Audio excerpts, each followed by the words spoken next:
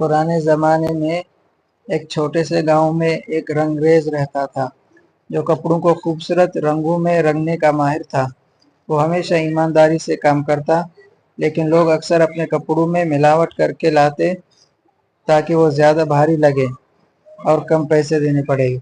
एक दिन एक आदमी अपना कीमती सफ़ेद कपड़ा लेकर आया और कहा कि उसे नीला रंग दो, लेकिन बहुत एहतियात से, ये मेरा सबसे कीमती कपड़ा है।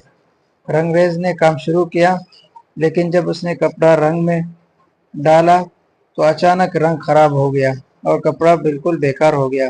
ग्राहक को गुस्सा आया, लेकिन रंगरेज ने झूठ बोलने के बजाय कहा कि मेरी गलती है, मैं इसका तावान दूंगा।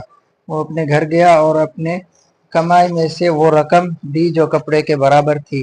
ग्राहक हैरान रह गया और कहा, आज के दौर में कोई अपनी गलती का बोझ नहीं उठाता। तुमने सच बोलकर मुझे हैरान कर दिया।